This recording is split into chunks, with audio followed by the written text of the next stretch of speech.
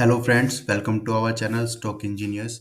सो guys, आज हम बात करने वाले हैं ये अगेन एक पैटर्न पे, चार्ट पैटर्न के ऊपर हम बात करने वाले हैं जो कि है कप एंड हैंडल।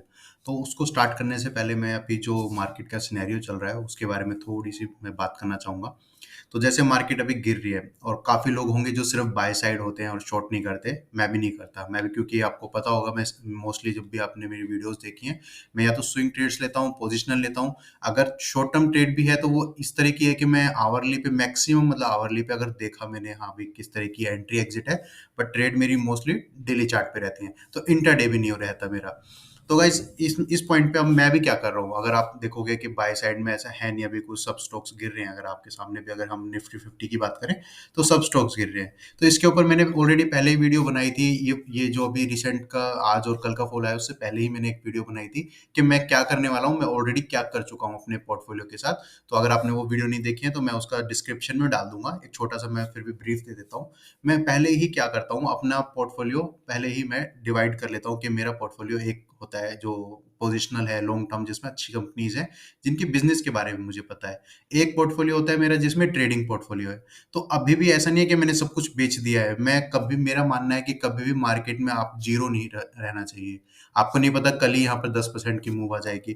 किसको पता था कि यहाँ पर जब बजट आया था कि इतनी बड़ी मूव आ जाएगी? किसी को नहीं पता था। सब तो ये देख रहे थे ना, गिर रहा है, इसका मतलब कुछ बजट में खराबी है, सबको पता है और ये गिर जाएगा। लेकिन किसी को नहीं पता था।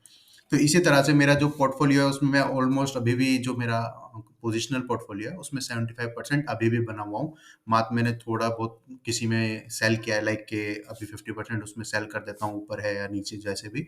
और जो मेरा ट्रेडिंग पोर्टफोलियो है उसमें 75% सेल कर चुका हूँ। तो ओवरऑल अभी भी 50% मैं होल्ड कर रहा हूँ। तो उसको कैसे होल्ड कर रहा हूँ मैं कि उसको मैं 50% कैसे उसको डिवाइड कर लेता हूँ मैं, और फिर बाद में आके उसको कैसे मैनेज करूंगा, वो मैंने उस पे समझाया है। तो उस वीडियो को हम यहाँ पे नहीं डिस्कस करते।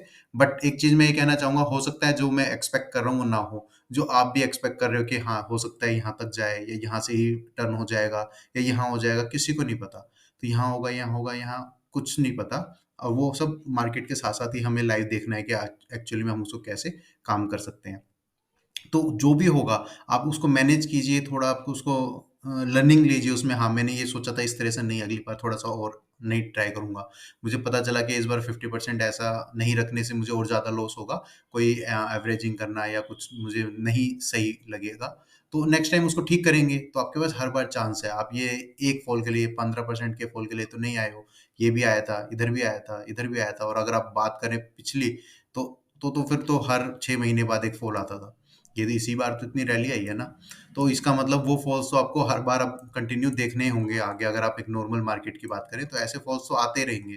तो आज की जो लर्निंग होगी, जो आप आज मिस करोगे, वो कल यूज कर पाओगे। तो प्लीज डिमोटिवेट मत हो। जो सीखो, नॉर्मल रहो, रिलैक्स रहो, बिल्कुल रिलैक्स हो। छोटी छोटी अगर कोई ट्रेड मिलती है तो लो, अच्छी दिन लगता है तो लो, वरना मत लो, कैश में बैठे रहो।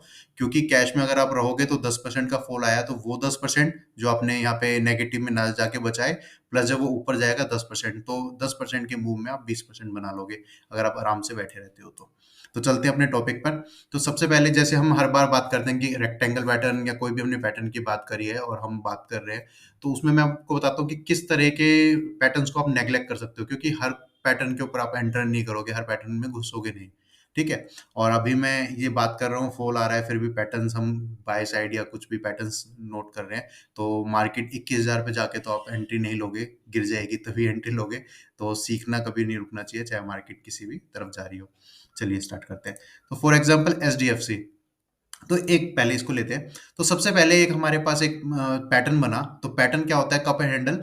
इसी तरह से कप टाइप बनेगा। तो काफी लोग क्या करते हैं, कोई भी किसी भी तरह का, मैं यहाँ पे बताता हूँ क्या होता है। मार्केट ऊपर गई, नीचे गई, यहाँ पर ऐसा बन गया, तो इसको भी कप मानते हैं, ये बिल्कुल सही है। लेकिन इसको मैं नेग्लेक्ट करूंगा एज पर, अगर मेरा ट्रेंड यहाँ पर नहीं बना है तो। मैं कैसे इस पॉइंट पे इसमें कैसे एंट्री कर पाऊंगा? ऐसे है, नीचे गया, ऊपर गया, ये और ये हैंडल बना। तो आप कुछ समझ रहे हैं इसमें क्या डिफरेंस है? एक अप डाउन, फिर कप एंड हैंडल बना। एक अप डाउन, एक ट्रेंड आया, छोटा आया, चाहे कोई कैसा भी एक ट्रेंड है उससे पहले, फिर कप बना और फिर हैंडल बना। तो ये डिफरेंस है, इसमें भी आप एंट्री कर सकते हो सकता है ये भी चल जाए, बट मैंने कहा ना जैसे मैं डिफरेंशिएट करता हूँ अपने लिए कि मुझे क्या लगता है, मुझे लगता है ये कंटिन्यूएशन पैटर्न है। अगर यहाँ पर कंटिन्यूएशन पैटर्न है तो ये कप हैंडल बनेगा, लेकिन ट्रेंड आपका डाउन है, तो पॉसिबिलिटी है कि ये इस पॉइंट तक चला जाएगा, कोई और रेजिस्टेंस है इस पॉइंट तक चला जाएगा, क्योंकि आपका मेजर ट्रेंड क्या है, आपका अभी करंटली डाउन ट्रेंड में है। यहाँ पर क्या है, अब फिर डाउन एक नया ट्रेंड स्टार्ट हो चुका है, उसके ऊपर कप एंड बन रहा है, तो हो सकता है वो उस ट्रेंड का कंटिन्यूएशन पैटर्न करे और जो आपका मेजर ट्रेंड की तरफ ही चल पड़े। तो ये तो हो गया एक डाउन साइड के लिए जो काफी लोग यूज करते हैं। जो अगर आपके पास चार पैटर्न्स मिल रहे हैं, यानी चार कप एंड हैंडल मिल रहे हैं, दो मैंने आपको दिखाए, और अगर आपको इस तरह का पैटर्न मिल रहा है, ये आप कप हैंडल, तो मैं सिर्फ इसी को, सिर्फ और तीनों को छोड़ दूंगा, नेग्लेक्ट कर दूंगा, सिर्फ इसी में ट्रेड करूंगा। तो आप समझ रहे हैं कि मैं ट्रेंड को क्या, कहाँ कितना फोकस दे रहा हूँ। ट्रेंड, कप हैंडल, और ये फिर आपकी जो भी आपका ब्रेकआउट आएगा, हो सकता है नीचे भी आ जाए, ये फेल भी हो सकता है, ऐसा नहीं है कि कोई वही, सबकी सब पैटर्न की एक ही लिमिट रहती है। ठीक है, तो सबसे पहले हम इसको देखते हैं। तो सबसे पहले आप देखते हो ये ट्रेंड में चल रहा है, फिर अप डाउन, तो इतने पीछे के ट्रेंड के लिए जब ट्रेड कर रहे हैं तो इतने पीछे के ट्रेंड को हम नहीं देखेंगे। रिसेंट ट्रेंड जो हमारा है ऑल टाइम हाई पे जा चुका है। ठीक है, और उसके बाद क्या करता है ये, एक कप हैंडल। तो यहाँ पर हमें क्या करना है, ये एंट्री के बारे में मैं बात करूंगा। तो सबसे पहले हम इसका टारगेट कैसे निकालते हैं। सबसे पहले ये जो हमारी जो डेप्थ होती है हमारी कप की, उसको हमने मेजर किया और उसके ऊपर हम टारगेट रखते हैं। लेकिन कभी भी ये मत समझना इसमें एग्जैक्ट टच हो रहा है तो हर बार यहीं तक आप वेट करोगे, आप यहाँ भी नहीं निकले, यहाँ नहीं निकले, आपका नहीं, अब ये तो नीचे जाके हो सकता है वापस यहाँ पे आए। नहीं, आपको देखना है प्रॉपर रेजिस्टेंस कहीं बन रही है, आपको किस तरह का सिग्नल दे रहा है। हो सकता है आपको यहीं पे एग्जिट करना पड़े।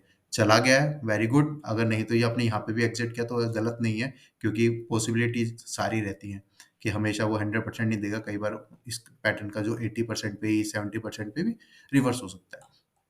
तो चलते हैं, बात करते हैं टारगेट की। हमने बात की कप एंड हैंडल में हम एंट्री कैसे करेंगे। एक तो ये है कि आपने जब यहाँ पर देखा कि इस रेंज के पास पहुंच गया है, फर्स्ट पॉइंट है, सेकंड है, थर्ड है, तो ऑब्वियसली आप एंट्री कर ही लोगे। लेकिन मोस्टली जब आप यहाँ एंटर करते हो तो आपको क्या होता है, बहुत वॉलेटिलिटी झेलनी हो सकती है, हो सकता है नीचे और नीचे आ जाए, फिर ऊपर जाए, फिर टच करे, फिर ऊपर जाए। जिस तरह से यहाँ पे तो रुक गया है, विक बनाई है, बट ये नीचे भी क्लोजिंग हो सकता है और आप सोचोगे फेल हो रहा है। तो यहाँ पर हम क्या करते हैं, पॉसिबिलिटी हम क्या देखते हैं, इस तरह का एक शेप बन रही है और इस तरह की एक शेप बन रही है, तो आप चांस ये करो कि यहाँ पर एक एंट्री के कोशिश करो। इस पॉइंट से जो ब्रेकआउट आने वाला है उससे थोड़ा सा पहले ही आप देखो कि मोमेंटम क्रिएट हो रहा है। यस, आपने देखा इतनी अच्छी एक, मतलब अब इसको मैं यहाँ पे नेग्लेक्ट करता हूँ, यहाँ से स्टार्ट करता हूँ। एक मूव आई, फिर उसको ही एक अगेन एक और मूव आ रही है। तो मैंने देखा जब यहाँ पे रेंज बन रहा है, इसमें एक ब्रेकआउट दे रहा है, तो पॉसिबिलिटी अब क्या है इस वाले के लिए, इस छोटे से ट्रेंड के लिए क्या पॉसिबिलिटी है कि ये एक रेंज ब्रेकआउट है, इसके नीचे स्टॉप लॉस, और ये ऊपर जा सकता है। जब ये ऊपर जाएगा तो मुझे पता है कि मेरे बिगर ट्रेंड पे तो मुझे कप एंड हैंडल मिल रहा है। तो मुझे क्या है, अगर वो डाउन अप आता है तो मेरे लिए क्या होगा, मेरी एंट्री पहले है, अगर वो फेल भी होता है तो मैं कोस्ट पे निकल सकता हूँ, अप साइड में मैं अपना राइट कर सकता हूँ। तो इस तरह से मैं कुछ और एग्जांपल्स आपको दिखा देता हूँ। एचडीएफसी, अब इसमें मेरे पास क्या एक चीज है, मुझे लग रहा है ये थोड़ा सा हैंडल काफी छोटा रह गया है। ठीक है, कप हैंडल, अगर ये इस पॉइंट पे ऐसे जाता तो देखो कप के अकॉर्डिंग इसकी रेशियो थोड़ी सी होनी चाहिए। लेकिन हमारी बुक है जो how to make money in stock, हाँ, विलियम ओलिन ने लिखी है, उनने बताया है कि कितने रेंज का, मतलब 4-5 हफ्ते का हो, 2 हफ्ते का हो, हमारा हैंडल तो चलेगा। तो इस तरह से हम देख सकते हैं, और हमेशा ऐसा नहीं कि बुक में लिख दिया वही मार्केट करेगी, तो आपको थोड़ा बहुत इसमें एडजस्ट करना होगा। हो सकता है ये इस तरह से ना जाए, और ये अगर मैं मानूं तो ये अगर यहाँ पे इसको कंटिन्यू करता है तो ये गिर विर के जैसे भी यहाँ तक पहुंच सकता है, इसके आसपास। तो ठीक है, आईसीआईसी बैंक आप देख सकते हो। आईसीआईसी बैंक में ऐसे नहीं है एग्जैक्ट वहीं पे देखो टारगेट पर जाएगा, ऊपर भी गया है, नीचे गिर रहा है, हो सकता है यहाँ से रिवर्स आगे हो जाए। इस पे भी मैं एक चीज बताता हूँ। तो ये जैसे हमारा एक कप हो गया, ये हैंडल हो गया, एग्जैक्ट टच नहीं हुआ। अब एग्जैक्ट आपको टच वाली चीज, हर चीज जैसे बुक में लिखी है वैसे नहीं मिलेगा, तो ये आपका टारगेट हो गया। अब इसमें क्या होता है, यहाँ पर हो सकता है कि रेक्टेंगल क्रिएट हो जाए। आपने कहा यहाँ तो मैं निकल गया, और आपको रेक्टेंगल क्रिएट होने के बाद वो उसके आगे नया आगे चल पड़े। आपने कहा यार ये तो पैटर्न में टारगेट बोला गया था, यहाँ पे निकलना चाहिए, तो भी चल रहा है। तो फिर क्या है, आपको नोटिस करना है इसको, तो ठीक है, लेकिन आपको यहाँ नोटिस करना है क्या रेंज बनी, अच्छा रेंज ब्रेकआउट चल रहा है, यहाँ पर एक रेक्टेंगल बना, रेक्टेंगल का ब्रेकआउट हुआ, तो उस इस तरह से आप उसको आगे राइट भी कर सकते हो। ठीक है, ग्रासिम में। तो इस तरह से यहाँ पर बना था, यहाँ की नहीं बात कर रहा, तो मैंने इसको एग्जांपल के लिए इसलिए लिया है। आप देखोगे यहाँ पर एक कप एंड हैंडल बना था, ठीक है? तो उसके बाद देख रहे हो आप, बिल्कुल इस तरह की जैसे आपने हर बार देखा अभी दोनों टाइम की कितना अच्छा कप एंड हैंडल बन रहा था, उस तरह का यहाँ पर रेंज और यहाँ पर आपकी मूव नहीं आई है। तो ये इस तरह की मूव भी आपको फेस करनी पड़ेगी, ठीक है? ये कप बना, ये ऊपर गया, इसी के ऊपर रहा, फिर ऊपर गया, फिर ब्रेकआउट नहीं, मतलब फिर आपके टारगेट तक नहीं गया, फिर अगेन इसने रिटेस्ट किया, अगेन फिर उसके पास टारगेट तक गया। अब ये टारगेट के पास पे क्या कर रहा है, एक रेंज बना रहा है, हो सकता है डाउन आए, हो सकता है ऊपर आए। तो ठीक है, इस तरह से भी आपके मूव आ सकते हैं। तो ये नहीं कप एंड हैंडल बनते हुआ अब तो मैं एंट्री कर लेता हूँ और अब तो मजे से मैं यहाँ से 20-30 पॉइंट, मेरे को 200 पॉइंट तो मिल गए, इस तरह की रेंज आ गई, तो आप तो टूट के ही गिर जाओगे, टूट के निकल जाओगे। जून जुलाई अगस्त तक की अगर आपके 3 महीने की रेंज ही रह जाएगी तो। ठीक है, एल मैं आपको समझा चुका। अब मैंने एक एग्जाम्पल और ढूंढा है, ये देखो, इसको आप कप एंड हैंडल मत मानो। देखो, ये अब देखने में अब क्या है, हर जगह जो आपको कप एंड हैंडल दिखेगा, आपको ऐसा नहीं करना, आपको जो ऑटोमेटिक दिख रहा है बस आप उसी को देखो। आपको कितने क्लीन दिख रहे हैं, आपको यहाँ पे क्लीन दिख रहा है ना, बिल्कुल, तो ऐसे ही क्लीन ढूंढना है आपको बस। आपको क्यों देखना है, नहीं यार ये भी हैंडल है, देखो ये कप बन सकता है, लेकिन आपको ये देखना है कि कप ऐसा नहीं होगा, ये गिरा है और उसको फिर धीरे धीरे धीरे एक विक मतलब कवर किया है, ये कप ऐसा कवर कप नहीं होगा, ठीक है? ट्रायंगल कप नहीं होते।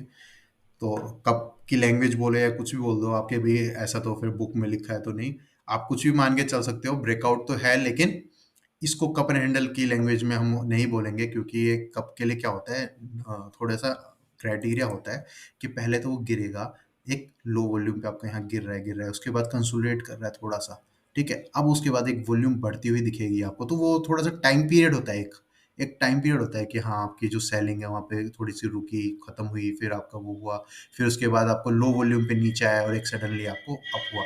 इस तरह से वॉल्यूम का भी यहाँ पे थोड़ा सा रोल होता है, तो आप थोड़ा देख सकते हो जो आपकी कैंडल्स हैं उनके साइज के हिसाब से भी आप समझ सकते हो कि फॉल आया और उसको रिकवर किया, तो इस तरह का कैंडल नहीं बन पाया शेप। ये देखिए, इसमें आराम से गिरा, फिर यहाँ पे कंसोलिडेट किया, आपकी सेलिंग आपको प्रॉपर पता चल रही है, आराम से रुका और ये पूरा टाइम लेकर आपको एक कप बनाया है।